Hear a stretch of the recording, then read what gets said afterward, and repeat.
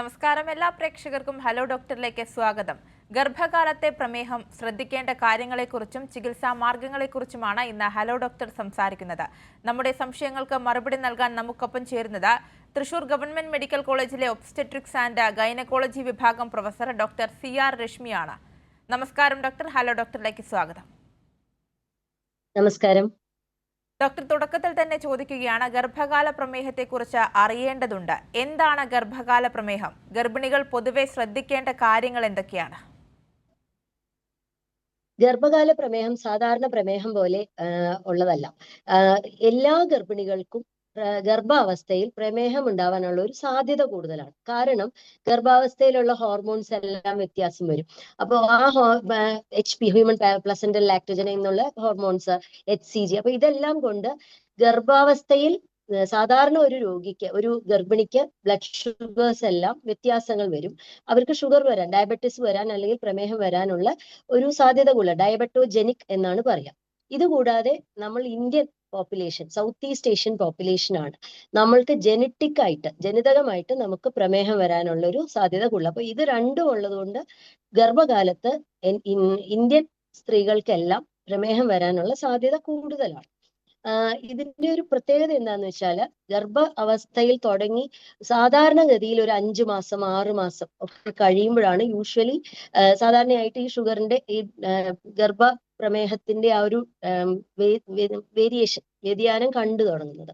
പക്ഷെ ഇപ്പോ കഴിഞ്ഞ കുറച്ച് നാളുകളായിട്ടും ഇപ്പോ ഒക്കെ സാധാരണമായിട്ട് ഈ നേരത്തെ തന്നെ ഗർഭത്തിന്റെ തുടക്കത്തിൽ തന്നെ ഈ ഷുഗർ കൂടുതലായിട്ട് കാണാറുണ്ട്. അപ്പൊ നമ്മൾ ഈ high risk population, Indian population high risk ആണ് ഡയബറ്റോജനിക് സ്റ്റേറ്റിന് എന്ന് വെച്ച് അങ്ങനെ ഒരു കാരണം കൊണ്ട് ഇപ്പോ ഗർഭത്തിന്റെ തുടക്കത്തിൽ തന്നെ ഡയബറ്റിസ് ടെസ്റ്റ് ചെയ്യണം എന്നാണ് നമ്മുടെ സംഘടനകളും എല്ലാം പറയാറുള്ളത്. ഇതിന്റെ അത്യാവശ്യം എന്താണെന്ന് വെച്ചാൽ, പ്രഗ്നൻസിയിൽ ഡയബറ്റിസ് വന്നു കഴിഞ്ഞാൽ അമ്മയ്ക്കും കുഞ്ഞിനും അത് ഇംപ്ലിക്കേഷൻസ് ഉണ്ട്, പ്രശ്നങ്ങൾ വരാം. കുഞ്ഞിനാണ് പ്രത്യേകമായിട്ടും ബാധിക്കുന്നത്. തുടക്കത്തിലേ ഉള്ള പ്രമേഹമാണെങ്കിൽ കുഞ്ഞിന്റെ അവയവങ്ങളുടെ ഫോർമേഷൻ എല്ലാം ബാധിക്കാം. ഹാർട്ടിനോ കുടലുകൾക്കോ ബ്രെയിനോ എല്ലാം ഷുഗർ അമിതമായി കൺട്രോൾ അല്ലാതെ നിന്ന് കഴിഞ്ഞാൽ, അതേപോലെ അമ്മയ്ക്കാണെങ്കിലും ഓപ്പറേഷന് റിസ്ക് കൂടുതൽ. ഇത് കൂടാണ്ട് ഈ ഗർഭിണി ഗർഭാവസ്ഥയിൽ പ്രമേഹം ഉണ്ടായ ഒരു സ്ത്രീക്ക് ഭാവിയിൽ പ്രമേഹം വരാനുള്ള സാധ്യതയും, metabolic syndrome, pressure, cholesterol, heart attack മുതലായ സ്ട്രോക്ക്, ഇതെല്ലാം ഉണ്ടാവാൻ ഒരു സാധ്യത സാധാരണ ഒരു പ്രമേഹം ഇല്ലാതിരുന്ന ഒരു രോഗിയെക്കാളും കൂടുതലാണ്. ഡോക്ടർ പറഞ്ഞതിനോട് കൂട്ടിച്ചേർത്ത് ചോദിക്കുകയാണ്, ഗർഭധാരണത്തിന് മുമ്പ് എന്തെല്ലാം മുൻകരുതലുകൾ ഈ വിഷയത്തിൽ എടുക്കേണ്ടതുണ്ട്? വളരെ ഇമ്പോർട്ടന്റ് ആയിട്ടുള്ള ഒരു ചോദ്യമാണത് എല്ലാ ഗർഭിണികളും. കാരണം നമുക്ക് ചിലപ്പോൾ പ്രമേഹം അങ്ങനെ അറിഞ്ഞു എന്ന് വരുന്നോ, പോയി നമ്മളൊരു ടെസ്റ്റ് ചെയ്താൽ മാത്രമേ ചിലപ്പോൾ ബ്ലഡ് ഷുഗർ ഹൈ ആയും കാണുകയുള്ളൂ. ചിലപ്പോൾ ബ്ലഡ് ഷുഗർ ഒരു പരിധി വിട്ട് കൂടുതലാണെങ്കിൽ പോലും വലിയ ലക്ഷണങ്ങളൊന്നും കണ്ടുകൊള്ളണമെന്നില്ല, എസ്പെഷ്യലി പ്രഗ്നൻസിയിലാണെങ്കിലും. അപ്പൊ പ്രഗ്നൻസിക്ക് മുമ്പ് പ്രീ കൺസെപ്ഷണൽ കൗൺസിലിംഗ് എന്ന് പറയും. ഗർഭം പ്ലാൻ ചെയ്യുന്നുണ്ടെങ്കിൽ അതിനു മുമ്പ് തന്നെ ഒരു ബ്ലഡ് ഷുഗർ ടെസ്റ്റ് ചെയ്യാം. ബ്ലഡ് ഷുഗർ ടെസ്റ്റ് ഫാസ്റ്റിങ്ങും ഭക്ഷണം കഴിച്ചിട്ട് 2 hours 2 മണിക്കൂർ കഴിഞ്ഞിട്ടുള്ള ഒരു ടെസ്റ്റ് ചെയ്ത് നോക്കണം. അതല്ലെങ്കിൽ HbA1c എന്ന് പറഞ്ഞ് ടെസ്റ്റ് ചെയ്യണം. ഷുഗർ കൺട്രോൾ, ഇതിൽ രണ്ടിലും വ്യത്യാസങ്ങളുണ്ട്. ഷുഗർ ഉണ്ട്, ഡയബറ്റീസ് ഉണ്ട് എന്ന് കാണുകയാണെങ്കിൽ ഡയറ്റ് കൺട്രോളും എക്സസൈസും, മരുന്നുകൾ വേണമെങ്കിൽ മരുന്നും കഴിച്ച് ബ്ലഡ് ഷുഗർ നല്ല കൺട്രോൾ ആയതിനു ശേഷം മാത്രമേ പ്രഗ്നൻസി നമ്മൾ പറയാറുള്ളൂ. അതോടൊപ്പം തന്നെ നമ്മൾ ഫോളിക് ആസിഡ് ടാബ്ലറ്റ്സും, കുഞ്ഞിന്റെ ന്യൂറൽ ട്യൂബിന് ബുദ്ധിമുട്ടൊന്നും ഉണ്ടാവാതിരിക്കാൻ ബ്രെയിൻ ഡെവലപ്മെന്റും ഒക്കെ ആയിട്ട് ഫോളിക് ആസിഡും എല്ലാം നേരത്തെ തന്നെ തുടങ്ങും. പ്രമേഹം നമുക്ക് കൺട്രോൾ ചെയ്തില്ലെങ്കിൽ ഗർഭാവസ്ഥയിലെ പ്രഷർ, ഹൈപ്പർ ടെൻഷൻ, BP പ്രശ്നങ്ങളും വരാൻ സാധ്യത കൂടുതലാണ്. ഡോക്ടർ, എന്തുകൊണ്ടാണ് ഇത് വരുന്നത്? എപ്പോൾ മുതൽ ഇക്കാര്യങ്ങൾ നമ്മൾ ശ്രദ്ധിച്ചു തുടങ്ങണം? പാരമ്പര്യമായി ഈ ഒരു ഗർഭകാല പ്രമേഹം വരാനുള്ള സാധ്യതകൾ എത്രത്തോളമാണ്? പാരമ്പര്യത്തിന് നല്ല റോളുണ്ട്. ഡയബറ്റിസ് ഇപ്പൊ ഫാമിലിയിലെ അമ്മയ്ക്കോ അച്ഛനോ ഒക്കെ പ്രമേഹമുള്ള ഒരു സ്ത്രീ ആണെങ്കിൽ അവർക്ക് ഡയബറ്റിസ് വരാൻ സാധ്യത കൂടുതലാണ്. അങ്ങനെയുള്ളവർക്ക് ഡയബറ്റിസ് വരാൻ, പ്രഗ്നൻസി ഡയബറ്റിസ്, ജസ്റ്റേഷണൽ ഡയബറ്റിസ് വരാനും സാധ്യത കൂടുതലാണ്.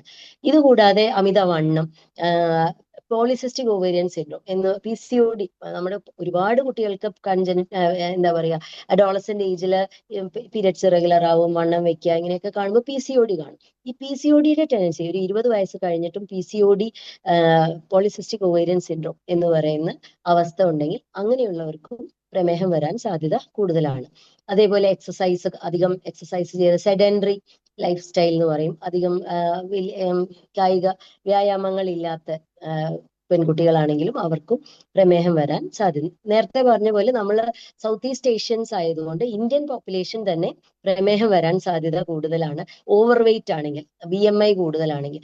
ഇപ്പൊ കഴിഞ്ഞ അടുത്തിടെ വന്ന ഒരു ICMR സ്റ്റഡിയിൽ പറഞ്ഞിരിക്കുന്നത് ഇന്ത്യയിലെ സ്ത്രീകളിൽ ഏകദേശം 50% സ്ത്രീകൾ പ്രീ ഡയബറ്റിക് ആണ്, ഡയബറ്റിക് വരാനായിട്ട് സാധ്യതയോടുകൂടി നിൽക്കുക. കാരണം ഷുഗർ ഇങ്ങനെ വളരെ എന്താ പറയാ ജസ്റ്റ് കുറച്ചുകൂടെ കൂടിക്കഴിഞ്ഞാൽ അവർ ഡയബറ്റിസ് ആവും.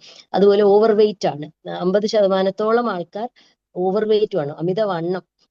ഒബീസിറ്റി എന്ന് പറയാൻ പറ്റില്ല, പക്ഷെ ഓവർ വെയിറ്റ് BMI വിഭാഗത്തിൽപ്പെടുന്നവരാണ്. അപ്പൊ ഇതെല്ലാം റിസ്ക് ഫാക്ടർ ആയതുകൊണ്ട് നമ്മുടെ എല്ലാ ഗർഭിണികളും ഐഡിയലി ഗർഭമാവുന്നതിന് മുമ്പ് തന്നെ ഇതൊക്കെ ടെസ്റ്റ് ചെയ്ത് മരുന്നുകളോ വേണമെങ്കിൽ കഴിച്ച് അല്ലെങ്കിൽ ക്രമീകരിച്ചതിന് ശേഷം പ്രഗ്നൻസി ആവുന്നതായിരിക്കും അമ്മയ്ക്കും കുഞ്ഞിനും നല്ല ഔട്ട്കം ഉണ്ടാവാൻ നല്ലത്.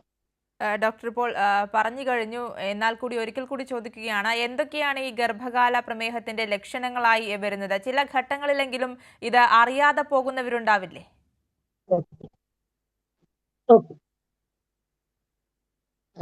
പ്രഗ്നൻസി ഡയബറ്റിസ് ഫസ്റ്റ് ട്രൈമസ്റ്റർ തുടക്കത്തിൽ ചിലപ്പോൾ ഒരു ലക്ഷണമില്ലാത്ത പ്രമേഹം വരുമ്പോൾ നമ്മൾ അമിതമായ ദാഹം, വിശപ്പ്, ക്ഷീണം ഇതെല്ലാം പറയും. പക്ഷെ ഇതെല്ലാം ഗർഭത്തിലും കൂടി കാണുന്ന ലക്ഷണങ്ങളാണ്. അപ്പൊ ഇങ്ങനെ ഒരു ലക്ഷണം വരുമ്പോൾ അത് പ്രമേഹത്തിന്റെ ആണ് എന്ന് വിചാരിക്കുന്നതിനേക്കാളും കൂടുതൽ ആൾക്കാരും അത് ഗർഭത്തിന്റെ ലക്ഷണമാണെന്ന് വിചാരിച്ച് ഇരിക്കും. പക്ഷെ പ്രമേഹം അങ്ങനെ സാധാരണ ഇതുകൊണ്ട് മാത്രം ഈ ഗർഭപ്രമേഹത്തില് ദാഹം കൂടുതൽ, ക്ഷീണം അങ്ങനെയൊന്നും യൂഷ്വലി അധികമായിട്ട് കാണാറില്ല. കാരണം അതെല്ലാം പ്രഗ്നൻസിയിലും കൂടി ഉള്ള ലക്ഷണങ്ങളായതുകൊണ്ട്. അപ്പൊ നമ്മൾ ശ്രദ്ധിക്കാൻ പറയാ, നമ്മൾ ശരിക്കും പറഞ്ഞാൽ ഫസ്റ്റ് വിസിറ്റിൽ തന്നെ നമ്മൾ ബ്ലഡ് ടെസ്റ്റ് ചെയ്യും. അഥവാ ഈ പേഷ്യന്റ് ഗർഭത്തിന് മുമ്പേ ടെസ്റ്റുകൾ ചെയ്ത് ഡയബറ്റീസ് ഉണ്ടോ ഇല്ലയോ എന്ന് കൺഫേം ചെയ്തിട്ടുണ്ടെങ്കിൽ, ചെയ്തിട്ടില്ലാത്ത പേഷ്യന്റ് ആണെങ്കിൽ ഫസ്റ്റ് വിസിറ്റ്, ബുക്കിംഗ് വിസിറ്റ് എന്ന് പറയും, ആ വിസിറ്റിൽ തന്നെ നമ്മൾ GTT എന്ന് പറഞ്ഞ ഒരു ടെസ്റ്റ് ചെയ്യും. വളരെ എളുപ്പമാണ്. പണ്ടൊക്കെ ഈ GTT 4 ബ്ലഡ് ടെസ്റ്റ് എടുക്കണം, ഫാസ്റ്റിംഗ് എടുക്കണം, പിന്നെ 75 ഗ്രാം ഗ്ലൂക്കോസ് കലക്കി കുടിച്ച് 1 മണിക്കൂർ കഴിയുമ്പോൾ 2 മണിക്കൂർ, 3 മണിക്കൂർ, അങ്ങനെ 3 വാല്യൂ ബ്ലഡ് ടെസ്റ്റ് ഉണ്ടായിരുന്നു. ഇപ്പോ അതിനെ സിംപ്ലിഫൈ ചെയ്ത് ഇന്ത്യൻ ഗൈഡ് ലൈൻ പ്രകാരം 75 ഗ്രാം ഗ്ലൂക്കോസ് കലക്കി കുടിച്ച് ഒരു 2 hours 2 മണിക്കൂർ കഴിയുമ്പോൾ സിംഗിൾ വാല്യൂ, ഒറ്റ വാല്യൂ നോക്കിയാൽ മതി. അത് 140 കൂടുതലാണെങ്കിൽ അത് പ്രമേഹമായിട്ടാണ് കണക്കാക്കുന്നത്. നമ്മളുടെ നാട്ടിൽ ഗർഭത്തിന് മുമ്പുള്ള പ്രമേഹം, ഗർഭകാലത്തിൽ അല്ലാത്ത പ്രമേഹത്തിന്റെ ഫാസ്റ്റിംഗ് കട്ട് ഓഫ് വാല്യൂ 126 ആണ്.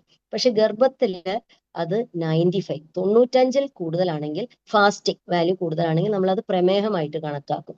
അതേപോലെ നമ്മുടെ GTT വാല്യൂ 140 കൂടുതൽ കണ്ടു കഴിഞ്ഞാൽ നമ്മൾ അത് പ്രമേഹമായിട്ട്. അപ്പൊ വാല്യൂസ് എല്ലാം ഗർഭത്തിലെ ചെറിയ വ്യത്യാസങ്ങളുണ്ട്. കാരണം ഗർഭിണികളിൽ പൊതുവെ ഷുഗർ ഭക്ഷണം ഫാസ്റ്റിംഗ് ആയിട്ടുള്ള ഷുഗർ കുറഞ്ഞാണ് ഇരിക്കുക. ഭക്ഷണം കഴിച്ച ഉടനെ ഷുഗർ പെട്ടെന്ന് കൂടും, സാധാരണ ഗർഭാവസ്ഥയിലല്ലാത്തവരെ വെച്ച് കമ്പയർ ചെയ്യുമ്പോൾ.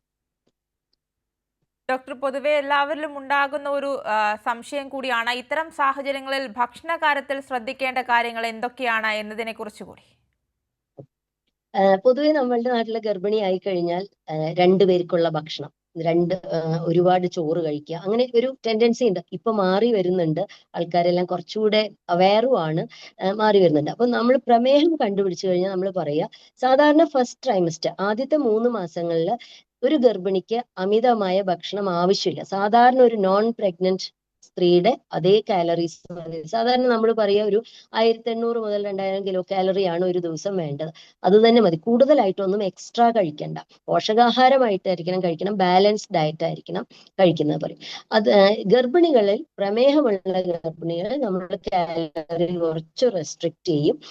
അപ്പൊ നമ്മൾ ഒരു 1800 കാലറി, അങ്ങനെയാണ് വെയിറ്റ് അനുസരിച്ചിട്ടാണ് കാലറി പറയുക. പക്ഷെ കാലറി പറഞ്ഞു കൊടുക്കുന്നതിനേക്കാളും നമ്മൾ അവർക്ക് ഭക്ഷണ രീതിയാണ് പറഞ്ഞു കൊടുക്കുക. സാധാരണയായി ഒരുപാട് ഒരുപാട് ചോറ്, അമിതമായി കാർബോഹൈഡ്രേറ്റ്, അന്നജം കഴിക്കുന്നവർക്കാണ് സാധാരണ ഈ ഡയബറ്റീസിന്റെ ടെൻഡൻസി കാണിക്കാറുള്ളത്. അപ്പൊ നമ്മൾ അവരുടെ അടുത്ത് കാർബോഹൈഡ്രേറ്റ് അളവ് കുറയ്ക്കാൻ പറയും. അന്നജം, അരി, ഗോതമ്പ് കൂടുതൽ. പ്രമേഹം കണ്ടു എന്ന് പറഞ്ഞാൽ ഉടനെ ചോറ് നിർത്തി ചപ്പാത്തിയാക്കും. ഗോതമ്പ് അതും ഇതേപോലെ തന്നെ ഷുഗർ കൂട്ടുന്നതാണ്, അതും കാർബോഹൈഡ്രേറ്റ് ആണ്. അപ്പൊ നമ്മൾ കാർബോഹൈഡ്രേറ്റിന്റെ അളവ് ഇപ്പൊ കഴിക്കുന്നത് എന്തോ അതിന്റെ ഒരു 1/3 അല്ലെങ്കിൽ ഹാഫോ പകുതിയോ ആക്കാൻ പറയും. പ്രോട്ടീൻ കൂടുതൽ കഴിക്കാൻ പറയും. പ്രോട്ടീന്റെ അളവ് നമ്മുടെ ഡയറ്റിൽ പൊതുവെ മലയാളികളുടെ, കേരളത്തിലെ അല്ലെങ്കിൽ ഇന്ത്യയിലെ ഡയറ്റിൽ പ്രോട്ടീന്റെ അളവ് കുറവാണ്. പ്രോട്ടീനുള്ള ഭക്ഷണം എന്ന് പറയുമ്പോൾ നമ്മൾ നോൺ വെജ് കഴിക്കുന്നവരാണെങ്കിൽ ചിക്കനോ മുട്ടയോ പാലോ ഒക്കെയാണ്. അതല്ലെങ്കിൽ പയറുവർഗ്ഗങ്ങള്, മുളപ്പിച്ച പയറുവർഗ്ഗങ്ങള്, ഇതെല്ലാം പ്രോട്ടീനിന്റെ നല്ല സോഴ്സ് ആണ്. അപ്പൊ ഇത് പ്രോട്ടീൻ സപ്ലിമെന്റ് ചെയ്യാൻ പറയും. ഒരു 70 ഗ്രാം പ്രോട്ടീൻ എങ്കിലും ഒരു ദിവസം ആവശ്യമുണ്ട്. 50 ഗ്രാം ആണ് ഒരു ഗ്രാം പ്രോട്ടീൻ ആണ് ഓരോ കിലോ നമ്മുടെ വെയിറ്റിനനുസരിച്ച് വേണ്ടത്. അപ്പൊ ഒരു 50 ഗ്രാം പ്രോട്ടീൻ അല്ലാതെ വേണം. ഗർഭത്തിൽ ഒരു എക്സ്ട്രാ നമ്മളൊരു 30 ഗ്രാമോളം പ്രോട്ടീൻ നമ്മൾ വേണമെന്ന് പറയാറുണ്ട്. അപ്പൊ പ്രോട്ടീന്റെ അളവ് കൂട്ടാൻ പറയും. ഫാറ്റ്, കൊഴുപ്പ്, എണ്ണ, വറവ്, അങ്ങനത്തെ ബേക്കറി സാധനങ്ങൾ, പഞ്ചസാര, സിമ്പിൾ കാർബോഹൈഡ്രേറ്റ്, മൈദ, അങ്ങനത്തെ കാർബോഹൈഡ്രേറ്റ് ഉള്ള സാധനങ്ങളെല്ലാം കുറയ്ക്കാൻ പറയും. ഫാറ്റിന്റെ പെർസെൻറ്റേജ് 30%. ഫാറ്റ് തീരെ ഒഴിവാക്കണ്ട, 30% ഡയറ്റിൽ വേണമെന്ന് പറയും. ഇതാണ് സാധാരണ ഡയറ്റ്. അതുപോലെ മൈൽഡ് ടു മോഡറേറ്റ് എക്സസൈസ്, ഒരു അരമണിക്കൂറെങ്കിലും നടക്കുക, ചെറിയ നീന്താൻ പോവുക, അങ്ങനെ ചെറിയ ചെറിയ എക്സസൈസ്, മൈൽഡ് മോഡറേറ്റ് ആയിട്ടുള്ള എക്സസൈസും ചെയ്യാനായിട്ട് നമ്മൾ ഉപദേശിക്കാറുണ്ട്. ശരി ഡോക്ടർ, ഇപ്പോൾ ഒരു പ്രേക്ഷക നമുക്കൊപ്പം ചേരുന്നുണ്ട്. കോട്ടയത്ത് നിന്ന് ത്രേസ്യാമ്മയാണ്. ത്രേസ്യാമ്മ, ഡോക്ടറോട് ചോദിച്ചോളൂ. ഹലോ ഡോക്ടർ, ഞാനൊരു ഷുഗർ പേഷ്യന്റ് ആണ്. ഹലോ. ഹലോ, ഞാനൊരു ഷുഗർ പേഷ്യന്റ് ആണ്. കുറെ നാളുകളായി മരുന്ന് കഴിച്ചുകൊണ്ടിരിക്കുന്നുണ്ട്. എന്നിട്ട് ഷുഗർ ലെവൽ അങ്ങ് കൺട്രോൾ ആയില്ല. പിന്നെ എനിക്ക് ഭയങ്കരമായിട്ട് പുകച്ചില് ഈ പുറത്തിന്റെ ഭാഗത്ത് മുഴുവനില്ലേ, പുറമില്ല, നമ്മുടെ പുറത്ത് മാത്രം. എത്ര വയസ്സുണ്ട് ത്രേസ്യാമ്മയ്ക്ക്? എനിക്ക് 64. എത്ര വയസ്സുണ്ട്? 64. ഓക്കെ. പറഞ്ഞു. എത്ര നാളായി പ്രമേഹം തുടങ്ങിയിട്ട്? പ്രമേഹം തുടങ്ങിയിട്ടൊരു 10-20 വർഷമായി. അന്ന് തൊട്ട് ഗുളിക കഴിക്കുവാണോ അതോ ഇൻസുലിൻ ആണോ? ഗുളികയാണ്. ഗുളികയാ കഴിക്കുന്നത്. ഗുളിക കൺട്രോൾ കൃത്യമായി കഴിക്കുന്നുണ്ടോ? ഉണ്ട്, എല്ലാ ദിവസവും കഴിക്കുന്നുണ്ട്. ഒരു 5 ഗുളികയുണ്ട്. കഴിക്കുന്നുണ്ട്. രാവിലെ കൃത്യമായി ബ്ലഡ് ടെസ്റ്റുകൾ ചെയ്യുന്നുണ്ടോ? ഓക്കെ. ഇല്ല.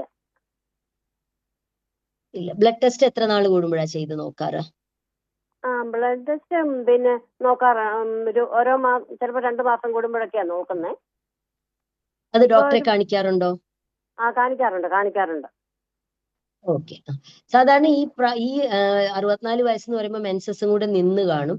ഷുഗർ ഉള്ളവർക്കും ഈ ഒരു പുകച്ചിലും ഒക്കെ വരാം. ഷുഗർ നല്ല കൺട്രോൾ അല്ലെങ്കിൽ ചെറിയ ഫംഗൽ ഇൻഫെക്ഷനും ഒക്കെ വന്നാൽ യോനി ഭാഗത്ത് പുകച്ചിലും ചുട്ടുനീറ്റും ഒക്കെ വരാം.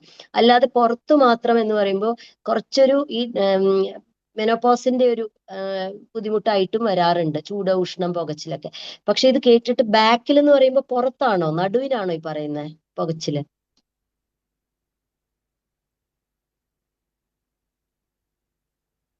ഡോക്ടർ, പ്രേക്ഷകയുടെ കോള് കട്ടായി എന്നാണ് മനസ്സിലാക്കുന്നത്. ഡോക്ടർ, അതുപോലെ തന്നെ ഈ ഒരു അവസ്ഥയിൽ ഡോക്ടറെ കാണേണ്ട ഒരു സാഹചര്യം എപ്പോഴായിരിക്കും, ഈ ടെസ്റ്റുകളെ സംബന്ധിച്ച് കൂടിയുള്ള വിവരങ്ങളിലേക്ക് പോവുകയാണെങ്കിൽ? ഡോക്ടറെ എന്തായാലും പ്രഗ്നൻസി തുടങ്ങുമ്പോൾ തന്നെ എല്ലാ ഗർഭിണികളും യൂഷ്വലി ഒരു ബുക്കിംഗ് വിസിറ്റ് ഫസ്റ്റ് മന്തിൽ തന്നെ, ഇപ്പൊ നമ്മുടെ നാട്ടിലെ എല്ലാ സ്ത്രീകളും കാണിക്കാറ് വളരെ അപൂർവമായിട്ട് ഡോക്ടറെ കാണാൻ പോവാതെ ഇരിക്കാറുള്ളൂ. അപ്പൊ ഡോക്ടറെ കാണുമ്പോൾ തന്നെ ഈ ബ്ലഡ് ടെസ്റ്റ് ചെയ്യിപ്പിക്കും. ഐഡിയലി ഫസ്റ്റ് വിസിറ്റിൽ തന്നെ നമ്മൾ GTT എന്ന ടെസ്റ്റ് എഴുതി കൊടുക്കും. അപ്പൊ അത് ടെസ്റ്റ് ചെയ്ത് കഴിഞ്ഞ് അതിൽ ഈ വാല്യൂ നമ്മൾ പറഞ്ഞു, യൂഷ്വലി ഡോക്ടേഴ്സ് കാണുമ്പോൾ തന്നെ ഈ ടെസ്റ്റ് എഴുതി കൊടുക്കുമ്പോൾ തന്നെ 140 കൂടുതലാണെങ്കിൽ വന്ന് കാണണം എന്ന് പറഞ്ഞു കൊടുക്കാറുണ്ട്. അപ്പോൾ അതല്ലെങ്കിൽ നെക്സ്റ്റ് വിസിറ്റിന് വേണ്ടി ചിലപ്പോൾ 1 മന്ത് ഒക്കെ ചിലപ്പോൾ വെയിറ്റ് ചെയ്യും. ഫാസ്റ്റിംഗ് വാല്യൂ ഒക്കെ വളരെ ഹൈ ആണെങ്കിൽ നമുക്ക് വളരെ ഇമ്പോർട്ടന്റ് എന്താന്ന് വെച്ചാൽ ആ തുടക്കത്തിലെ 3 മാസം ബ്ലഡ് ഷുഗർ കൺട്രോൾ ചെയ്യേണ്ടത് വളരെ ആവശ്യമാണ്. കാരണം ആ സമയത്താണ് കുഞ്ഞിന്റെ ആദ്യത്തെ 8 വീക്സ് 8 ആഴ്ച തൊട്ട് ആ സമയത്താണ് കുഞ്ഞിന്റെ അവയവങ്ങളെല്ലാം ഫോം ചെയ്യുന്നത്. അപ്പോൾ നമ്മൾ ആദ്യത്തെ വിസിറ്റിന് വന്നു, ഫസ്റ്റ് മന്തിൽ വന്നു, ഷുഗർ നോക്കി, ഷുഗർ ടെസ്റ്റ് ചെയ്യാൻ കൊടുത്തു. പക്ഷെ പേഷ്യന്റ് അത് കൊണ്ട് നെക്സ്റ്റ് വിസിറ്റിലേ വരുന്നുള്ളെങ്കിൽ നമുക്കത് കൊണ്ട് കൺട്രോൾ വരികയല്ലോ. അപ്പൊ നമ്മൾ പ്രത്യേകം പറഞ്ഞു വിടും, ഈ ടെസ്റ്റ് ചെയ്ത് ഇതിൽ ഇത്രയും വാല്യൂവിന് കൂടുതലാണെങ്കിൽ ഡോക്ടറെ 1 മാസത്തിന് വേണ്ടി വെയിറ്റ് ചെയ്യുന്നതിന് മുമ്പ് നേരത്തെ വന്ന് കാണണം. കാരണം ബ്ലഡ് ഷുഗർ ആ സമയത്ത് കൺട്രോൾ ചെയ്യണം. അപ്പൊ കൺട്രോൾ അതായിരുന്നില്ലേ ചോദ്യം, ഡോക്ടറെ എപ്പോഴാ കാണേണ്ടത് യെസ്. എന്നുള്ളത്. അതുപോലെ തന്നെ ഇനിയിപ്പോ ഷുഗർ കണ്ടുപിടിച്ചു എന്ന് വെക്കൂ, ഡയബറ്റിസ് കണ്ടുപിടിച്ചു, നമ്മൾ കട്ട് ഓഫ് വാല്യൂ നമുക്ക് പേഷ്യന്റിന് നമ്മൾ എഴുതി കൊടുക്കും. കാരണം ഷുഗർ കണ്ടുപിടിച്ചു, നമുക്ക് ഡയറ്റ് കൊണ്ടും എക്സസൈസ് കൊണ്ടും ഒക്കെ ചെറുതായിട്ടൊക്കെ കൺട്രോൾ ചെയ്യാം.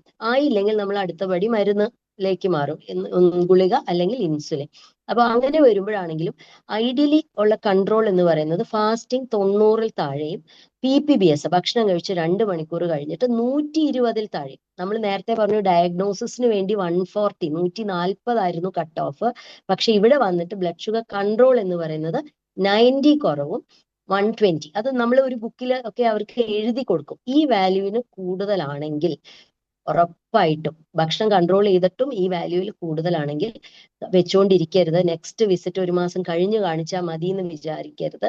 ഒന്ന് പോയി ഡോക്ടറെ കാണണം. കാരണം ഡയറ്റ് കൺട്രോൾ ചിലപ്പോൾ പോരാതെ വരും. ഡയറ്റ് കൺട്രോൾ പോരെങ്കിൽ നമ്മൾ ഗുളിക തുടങ്ങണം, അല്ലെങ്കിൽ ഇൻസുലിൻ തുടങ്ങണം. ഡോസ് അല്ലെങ്കിൽ ഇൻസുലിൻ എടുത്തുകൊണ്ടിരിക്കുന്ന ആളാണെങ്കിൽ അതിന്റെ ഡോസ് ക്രമീകരിക്കണം. അപ്പൊ ഇതെല്ലാം വേണ്ടതുകൊണ്ട് നമ്മൾ ഉടനെ തന്നെ പോയി കാണാൻ നമ്മൾ പേഷ്യന്റിനോട് പറഞ്ഞു കൊടുക്കും. അവരെ യൂഷ്വലി അവരുടെ ആന്റിനേറ്റൽ കാർഡിൽ നമ്മൾ ഇങ്ങനെ എഴുതി കൊടുത്ത് അല്ലെങ്കിൽ പറഞ്ഞു കൊടുത്ത് വിടും. കാരണം ഷുഗർ കൂടി നിന്ന് കഴിഞ്ഞാൽ കുഞ്ഞിന് പെട്ടെന്ന് കുഞ്ഞിന് വെയിറ്റ് കൂടും, മാക്രോസോമിയ എന്ന് പറയും. കുഞ്ഞിന്റെ എല്ലാ എന്താ പറയാ പാൻക്രിയാസിലും എല്ലാം ഉള്ള ഇൻസുലിന്റെ സെക്രീഷനും ഒക്കെ വ്യത്യാസം വരും. ഇത് ഭാവിയിൽ പോലും പ്രസവം കഴിഞ്ഞു ഗർഭകാല സമയത്തും പ്രസവ സമയത്തും കോംപ്ലിക്കേഷൻസ് വരാം. അതേപോലെ തന്നെ ഡെലിവറി കഴിഞ്ഞ കുഞ്ഞിനെ പെട്ടെന്ന് ഷുഗർ താഴ്ന്നു പോകും. ഇങ്ങനെയെല്ലാം ഒരുപാട് കോംപ്ലിക്കേഷൻ. അതുപോലെ ഷുഗർ വല്ലാതെ കൂടിക്കഴിഞ്ഞാൽ കുഞ്ഞിന്റെ അനക്കം വരെ നിന്നു പോകാം. നമ്മൾ അൺഎക്സ്പെക്റ്റഡ് ഡെത്ത് എന്നാ പറയാ. കുട്ടിയുടെ അനക്കം വരെ നിന്ന് കുഞ്ഞ് വയറിന്റെ ഉള്ളിൽ മരിച്ചു പോകും. കാരണം ഷുഗർ വല്ലാതെ കൂടിക്കഴിഞ്ഞാൽ അതുപോലും വരാറുണ്ട്. അതുകൊണ്ടാണ് വളരെ കൺട്രോൾ ആയിട്ട് പോകണം എന്ന് പറഞ്ഞ് നമ്മൾ ഇത്രയും കൃത്യമായിട്ട് കൺട്രോൾ ചെയ്യാൻ പറയാറുള്ളത്. ഡോക്ടർ, ഈ പ്രമേഹമുള്ള ഗർഭിണികളിലെ വലിയൊരു ആശങ്കയാണ് ഡോക്ടർ നേരത്തെ സൂചിപ്പിച്ചു അതിനെക്കുറിച്ച്. എന്തെല്ലാം സങ്കീർണതകൾ ഇതിലുണ്ട്? അപകട സാധ്യത എത്രത്തോളമാണ്? അമ്മയെയും കുഞ്ഞിനെയും എങ്ങനെയാണ് ഈ ഗർഭകാലത്തെ പ്രമേഹം ബാധിക്കുന്നത്? ഓക്കെ, അമ്മയുടെ സംബന്ധിച്ച് പറയുകയാണെങ്കിൽ അമ്മയ്ക്ക് ഈ പ്രമേഹമുള്ള അമ്മയ്ക്ക് സാധാരണയിൽ കൂടുതൽ ഹൈപ്പർ ടെൻഷൻ, BP വരാനും പ്രമേഹം പ്രഷർ വന്നിട്ട് ഈ ഫിറ്റ്സ് വരിക, പ്രീ എക്ലാംസിയ എന്നൊക്കെ പറയും, അത് വരാനും ഉള്ള സാധ്യത കുറച്ച് കൂടുതലാണ് സാധാരണ ഒരു പ്രമേഹമില്ലാത്ത ഗർഭിണിയെക്കാളും. ഇതുകൂടാതെ അമ്മയ്ക്ക് കുഞ്ഞിന് അമിത വലിപ്പം കാരണം ബുദ്ധിമുട്ടുകള്, ഗർഭസമയത്തുള്ള ബുദ്ധിമുട്ടുകള്, യൂറിനറി ഇൻഫെക്ഷൻ, അണുബാധ സാധ്യത കൂടുതൽ, ഇതെല്ലാം ഉണ്ട്. ഇതുകൂടാതെ സിസേറിയൻ ആവാൻ, കുട്ടിക്ക് വലിപ്പം കൂടുതലും പ്രസവ സമയത്ത് ബുദ്ധിമുട്ടുകളും കാരണം സിസേറിയൻ ആവാൻ സാധ്യത കൂടുതലാണ്. ഷുഗർ കൺട്രോൾ ആവാതെ ഇരുന്ന അമ്മയ്ക്ക് സ്റ്റിച്ചിൽ അണുബാധ, ഇതെല്ലാം വരാൻ സാധ്യതകളുണ്ട്. ഇതിനേക്കാളും ഒക്കെ എന്നോട് ചോദിക്കുകയാണെങ്കിൽ എനിക്ക് തോന്നുന്നു ഈ അമ്മയ്ക്ക് ഇത് കഴിഞ്ഞ ഒരു ഗർഭത്തിൽ പ്രമേഹം ഉണ്ടായ ഒരു അമ്മയ്ക്ക് ഭാവിയിൽ ഒരു 30% ആൾക്കാരും അല്ലെങ്കിൽ 1/3 ഒരു 20-30% ആൾക്കാരും അത് കഴിഞ്ഞാൽ അവർക്ക് പ്രമേഹം തുടർന്നും ഉണ്ടാവും. അവരുടെ ബ്ലഡ് ഷുഗർ സാധാരണ താഴേക്ക് വരും. സാധാരണ പ്രസവം കഴിഞ്ഞാൽ ഈ ഷുഗർ നോർമൽ ആവും, അതാണ് നമ്മൾ പ്രതീക്ഷിക്കുന്നത്. പക്ഷെ ചിലർക്കെങ്കിലും ഷുഗർ കണ്ടിന്യൂ ചെയ്യും, അവർ ഡയബറ്റിക് പേഷ്യന്റ് ആവും. ഇതുകൂടാതെ ഒരു 3 വർഷം 5 വർഷം അല്ലെങ്കിൽ ഒരു 10 വർഷം ഇങ്ങനെ 5 വർഷം കഴിഞ്ഞിട്ടുള്ള സ്റ്റഡീസ് ഉണ്ട്. അപ്പോൾ ഇതില് ഒരു 50% ആൾക്കാർക്കും പ്രമേഹം, ഡയബറ്റിസ് അല്ലെങ്കിൽ പ്രീ ഡയബറ്റിസ് പ്രമേഹം ഉണ്ടാവാനുള്ള സാധ്യത, അങ്ങനെ വരാനുള്ള സാധ്യത കൂടുതലാണ്. പ്രമേഹമുള്ള അമ്മമാർക്ക് ഭാവിയിൽ ഈ ഡയബറ്റിസ് വരുമ്പോൾ അതിൻ്റെതായ കോംപ്ലിക്കേഷൻസ്. ഇതിനേക്കാളും കുട്ടികളുടെ കാര്യത്തിലാണെങ്കിൽ തുടക്കത്തിലെ ഷുഗർ കൂടി നിൽക്കുന്ന അമ്മമാരുടെ കുട്ടികൾക്കാണ് അംഗവൈകല്യങ്ങളും ഓരോ ഹാർട്ടിന്റെ വാൽവിന് തകരാറ്, ന്യൂറൽ ട്യൂബ് ഡിഫക്ട്സ്, ഇങ്ങനത്തെ എല്ലാം അംഗവൈകല്യങ്ങൾ ഉണ്ടാവാനുള്ള സാധ്യതയുണ്ട്. ഈ കുട്ടിക്ക് ഗർഭത്തിന്റെ ലാസ്റ്റ് ഘട്ടത്തിൽ വലിപ്പം കൂടും, മാക്രോസോമിയ എന്ന് പറയും, കുഞ്ഞിന് അമിത വണ്ണം ഉണ്ടാവും. അതുപോലെ ഷുഗർ വല്ലാതെ പെട്ടെന്ന് കൂടിക്കഴിഞ്ഞാൽ അനക്കം വരെ നിന്നു പോകാം, കുഞ്ഞു വയറിനുള്ളിൽ വെച്ച് മരിച്ചു പോകാം. അതൊരു നമുക്ക് നേരത്തെ പ്രെഡിക്റ്റ് ചെയ്യാൻ പറ്റാത്ത ഒരു അവസ്ഥയാണ്. കാരണം അൺഎക്സ്പെക്റ്റഡ് IUD എന്നാണ് അതിനെ പറയുന്നത്.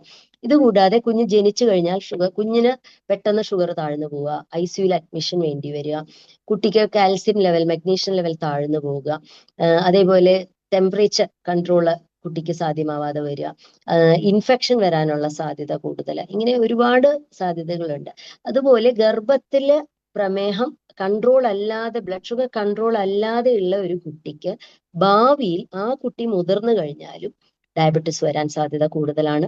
ആ കുട്ടി മുതിർന്നു കഴിഞ്ഞാൽ ആ കുട്ടിക്കും ഡിസ്ലൈപ്പിഡീമിയ, കൊളസ്ട്രോള്, മെറ്റബോളിക് സിൻഡ്രോം ഇതെല്ലാം വരാനുള്ള സാധ്യത സാധാരണ ഗർഭത്തിൽ പ്രമേഹം ഇല്ലാതിരുന്ന ഒരു അമ്മയുടെ കുട്ടിയെക്കാളും കൂടുതലാണ്. അപ്പൊ അതുകൊണ്ടാണ് ഡയബറ്റിസ് ഉള്ള അമ്മമാര് പ്രഗ്നൻസി സമയത്ത് ബ്ലഡ് ഷുഗർ വളരെ സ്ട്രിക്റ്റ് ആയിട്ട് കൺട്രോൾ ചെയ്യണമെന്ന് നമ്മൾ പറഞ്ഞു കൊടുക്കാറുള്ളത്. ഡോക്ടർ, ഈ ചികിത്സാ മാർഗങ്ങളിലൂടെ എങ്ങനെ ഈ പ്രമേഹത്തെ നിയന്ത്രിക്കാൻ സാധിക്കും? ചികിത്സിച്ച് ഭേദമാക്കാൻ കഴിയുന്ന ഒരു അസുഖമായിട്ട് ഇതിനെ കണക്കാക്കാൻ സാധിക്കില്ലേ?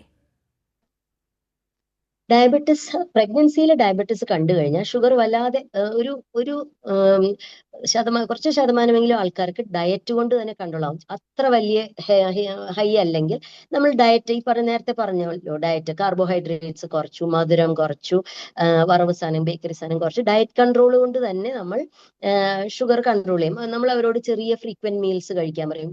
ഒരുപാട് 3 നേരം വയറ് നിറച്ച് കഴിക്കുന്നതിന് പകരം അരവയറ് 6 തവണയായിട്ട് കഴിക്കാനൊക്കെ പറയും. അതിൽ തന്നെ ഒരു 1/3 ആൾക്ക്, 30% ആൾക്കാർക്ക് ഡയറ്റിൽ കൺട്രോൾ ചെയ്യും, സ്ട്രിക്റ്റ് ആയിട്ടുള്ള ഡയറ്റ് കൺട്രോൾ. പക്ഷെ നമ്മുടെ നാട്ടിൽ അത് നടക്കാറില്ല. വീട്ടുകാരും നാട്ടുകാരും ചിലപ്പോൾ അത് ഡയറ്റ് ഒന്നും കൺട്രോൾ ചെയ്യാൻ സമ്മതിക്കാറില്ല.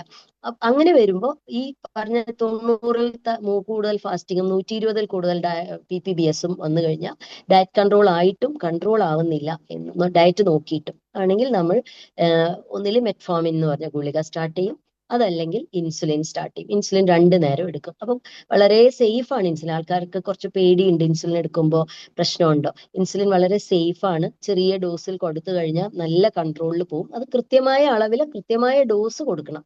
ഡോസ് കൊടുത്ത് ക്രമീകരിക്കുന്നതിന് കുറച്ച് ദിവസങ്ങൾ എടുക്കും. ചിലപ്പോൾ ഒരാഴ്ചയൊക്കെ എടുക്കും. ചിലപ്പോൾ അഡ്മിറ്റ് ചെയ്ത് ചിലപ്പോൾ നമ്മൾ കൺട്രോൾ ചെയ്യേണ്ടി വരും. അതല്ലെങ്കിൽ നമ്മൾ ഡോസൊക്കെ പറഞ്ഞു കൊടുത്ത് വീട്ടിലോട്ട് വിടും. ഇങ്ങനെയാണ് ചെയ്യാറ്. അത് പ്രമേഹം ചികിത്സിച്ചു മാറ്റുക എന്ന് പറയുന്നത്, ഗർഭപ്രമേഹം ഗർഭകാലത്തുള്ള ഒരു അവസ്ഥയാണ്. പ്രസവം കഴിഞ്ഞു കഴിഞ്ഞാൽ ഈ ഷുഗർ പിറ്റേ ദിവസം തൊട്ട് ഷുഗർ നോർമലാവും, ഗർഭപ്രമേഹമാണെങ്കിൽ. പക്ഷെ ഞാൻ പറഞ്ഞില്ലേ, കുറച്ചു പേർക്കെങ്കിലും ഷുഗർ കൺട്രോൾ അല്ലെങ്കിൽ അവർക്ക് നമ്മൾ ഷുഗർ കൺട്രോൾ ചെയ്ത് ഭക്ഷണത്തിലും മരുന്നിലുമായിട്ട് കൺട്രോൾ ചെയ്യേണ്ടി വരാറുണ്ട്. പ്രമേഹം ചികിത്സിച്ച് മാറ്റാൻ പറ്റുന്ന അസുഖമാണോ എന്ന് ചോദിച്ചാൽ, വളരെ ചിട്ടയായ ഒരു ജീവിതശൈലിയും എക്സസൈസും വെയിറ്റ് കുറയ്ക്കലും ഇതെല്ലാം കൊണ്ട് ഡയബറ്റിസ് ഒരു പരിധി വരെ കൺട്രോൾ ചെയ്യാം. പക്ഷെ ഡയബറ്റിസ് വന്നു കഴിഞ്ഞാൽ അതിനെ ക്രമീകരിച്ചു കൊണ്ടുപോകാം. പ്രമേഹം മാറി, 4 ദിവസം ഞാൻ മരുന്ന് കഴിച്ചു, എന്റെ പ്രമേഹം മാറി എന്ന് പറഞ്ഞ് നമ്മൾ നടന്ന, പ്രമേഹം കൂടിയാൽ പോലും ചിലപ്പോൾ എല്ലാ ലക്ഷണങ്ങളും കാണുന്നില്ല. കിഡ്നിയെ ബാധിച്ചിട്ടോ അല്ലെങ്കിൽ കണ്ണിനെ ബാധിച്ചിട്ടോ ഹാർട്ടിനെ ബാധിച്ചിട്ടോ ഒക്കെ ആയിരിക്കും ചിലപ്പോൾ കണ്ടുപിടിക്കുക. അപ്പോൾ ഡയബറ്റീസ് കണ്ടുപിടിച്ചിട്ടുണ്ടെങ്കിൽ എപ്പോഴും നല്ലത് ഇടയ്ക്കെങ്കിലും, ഇപ്പൊ ഡയറ്റ് കൺട്രോളിലാണ് പോകുന്നത്, ഡയറ്റ് കൺട്രോൾ ചെയ്ത് മാത്രം പോകുന്ന പേഷ്യന്റ് ആണെങ്കിൽ ഒരു മാസത്തിലെങ്കിലും അല്ലെങ്കിൽ കൃത്യമായ ഒരു ഇന്റർവെല്ലിൽ ഷുഗർ നോക്കി അത് നോർമൽ റേഞ്ചിലാണെന്ന് നോക്കുക. HbA1c എന്ന് പറഞ്ഞ വാല്യൂ ഉണ്ട്. അതൊരു കഴിഞ്ഞ 3 മാസത്തെ ബ്ലഡ് ഷുഗറിന്റെ അവസ്ഥയെ നമുക്ക് കാണിച്ചു തരും.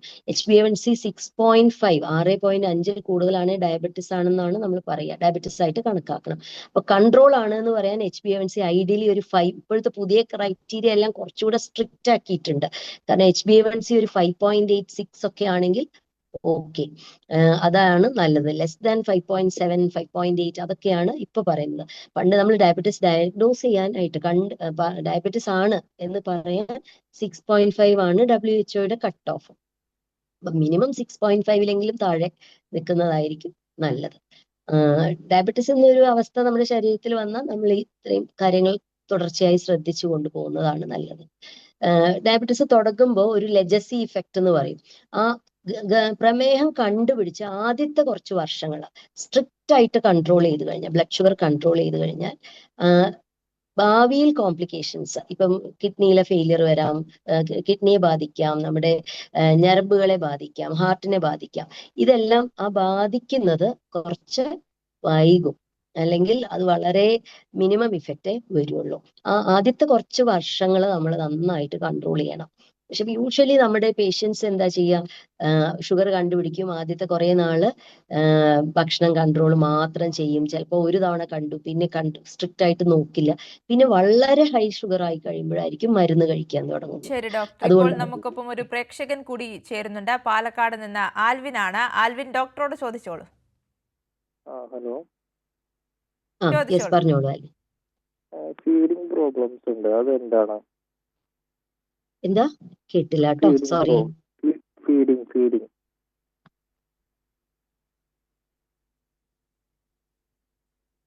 ശരി, ആ കോള് നഷ്ടമായെന്നാണ് മനസ്സിലാക്കുന്നത്. ഡോക്ടർ നേരത്തെ സൂചിപ്പിക്കുകയുണ്ടായി പ്രസവശേഷവും ചിലരിൽ ഈ ഒരു പ്രമേഹം തുടരുന്ന ഒരു സാഹചര്യം ഉണ്ടാകുമെന്ന്. അത്തരം സാഹചര്യങ്ങളിൽ ശ്രദ്ധിക്കേണ്ടത് എന്തൊക്കെയാണ്? എങ്ങനെ അതിനെ നിയന്ത്രിക്കാൻ കഴിയും? പ്രസവം കഴിഞ്ഞു കഴിഞ്ഞാലും ഇപ്പൊ പ്രസവം കഴിഞ്ഞു കഴിഞ്ഞാൽ സാധാരണ നമ്മുടെ നാട്ടിലെ പ്രസവം കഴിഞ്ഞപ്പോൾ ഗർഭിണിക്ക് കൊടുക്കുന്നതിനേക്കാളും കൂടുതൽ ഭക്ഷണം കൊടുക്കും. അത് ഗർഭകാലത്ത് പ്രമേഹമുള്ള രോഗിയായിരുന്നു എന്ന് വെച്ചാലും അതിലൊന്നും ഒരു നിയന്ത്രണം സാധാരണ വരാറില്ല. പക്ഷെ ഷുഗർ ഇപ്പൊ പ്രസവം കഴിഞ്ഞിട്ടും ഷുഗർ കൂടുതലായിട്ട് വാല്യൂസ് കൂടുതലാണെങ്കിൽ അവര് നമ്മൾ ഗർഭപ്രമേഹമായിരുന്നില്ല, അത് തുടക്കത്തിലേ ഉള്ള പ്രമേഹമാണ്, പ്രീ ജസ്റ്റേഷൻ ഡയബറ്റിസ് എന്ന രീതിയിൽ കൺസിഡർ ചെയ്ത് നമ്മൾ അവർക്ക് കൃത്യമായി മരുന്ന്, അപ്പൊ അത് ഇൻസുലിൻ ആവാം അല്ലെങ്കിൽ ഗുളികകളാവാം, കൺട്രോൾ ചെയ്യാനും അത് കഴിക്കണം. എക്സസൈസ് പറഞ്ഞു കൊടുക്കണം. ഇപ്പൊ പ്രഗ്നൻസി കഴിഞ്ഞു, അപ്പൊ ഇനി അവർക്ക് കൃത്യമായി മെല്ലെ മെല്ലെ എക്സസൈസ് സ്റ്റാർട്ട് ചെയ്യാം. ഡയറ്റ് കൺട്രോൾ വേണം. ഡയറ്റ് കൺട്രോൾ ഈ നേരത്തെ പറഞ്ഞ അതേ ഡയറ്റ് കൺട്രോൾ തന്നെ, കാലറി കുറച്ച്, കാർബോഹൈഡ്രേറ്റ്സ് കുറച്ച്, ആവശ്യത്തിന് പ്രോട്ടീൻ 1 ഗ്രാം പ്രോട്ടീൻ, ഒരു നമുക്ക് 50 കിലോ വെയിറ്റ് ഉള്ള ഒരു സ്ത്രീക്ക് ഏകദേശം മിനിമം 50 ഗ്രാം പ്രോട്ടീൻ എങ്കിലും ഒരു ദിവസത്തെ ഡയറ്റിൽ വേണം. പച്ചക്കറികളും എല്ലാം, കൂടുതൽ വെജിറ്റബിൾസും എല്ലാം കഴിക്കുക.